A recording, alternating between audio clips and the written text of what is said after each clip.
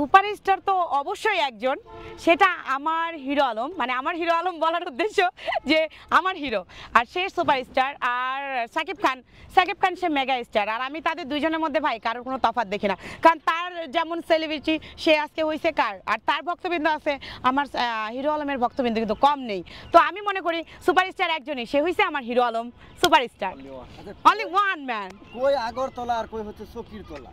আপনি এটা কি বললেন ভাইয়া? সাথে কি কম্পেয়ার করে দিলেন? আগরতলা আর কি জানো? চকিরতলা। চকিরতলা। আচ্ছা, আগরতলাটা আপনি কাকে বলতেছেন? সাকিব খানকে? অবশ্যই। আর চকির জায়গায় দেশের সর্বস্তরের মানুষ তাকে সম্মান করে, ভালোবাসে, একটা অভিনয়ের কোয়ালিটি দিয়ে সেই জায়গায় আসছে। আর হিরো আলম ফাত্রামি ভিডিও এটা সেটা মানে বউ নিয়ে কেলেঙ্কারি কইরা এই পর্যন্ত আসছে। আচ্ছা, সুন্দর কথা বলেছেন।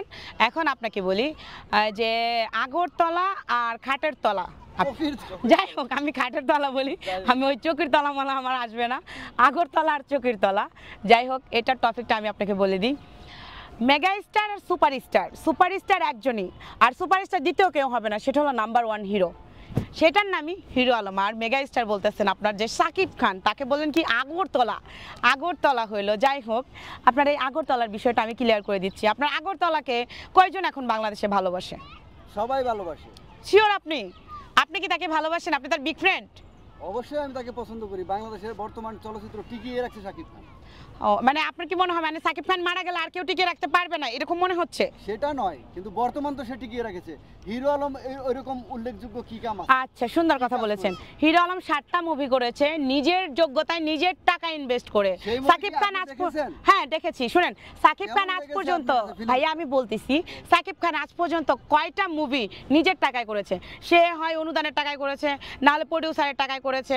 আর দেখেন হিরো আলম 7টা মুভি তার নিজের টাকায় করেছে। সাকিব খানের স্টেডিয়াম আছে, যার কারণে সে তাকে মানুষ নিয়ে মুভি বানায়। হিরো আলমের স্টেডিয়াম নাই দেখেই তো তার টাকাতে ছবি বানায়।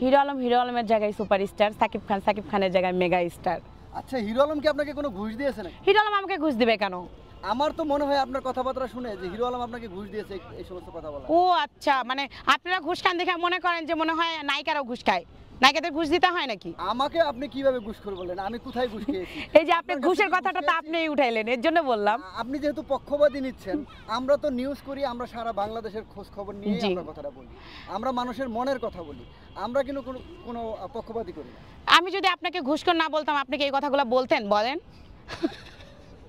সুপারস্টার তো অবশ্যই একজন, সেটা আমার হিরো আলম। মানে আমার হিরো আলম বলার উদ্দেশ্য যে আমার হিরো, আর সে সুপারস্টার। আর সাকিব খান সে মেগা স্টার। আর আমি তাদের দুইজনের মধ্যে ভাই কারোর কোনো তফাৎ দেখি না, কারণ তার যেমন সেলিব্রিটি সে আজকে হয়েছে কার, আর তার ভক্তবৃন্দ আছে, আমার হিরো আলমের ভক্তবৃন্দ কিন্তু কম নেই।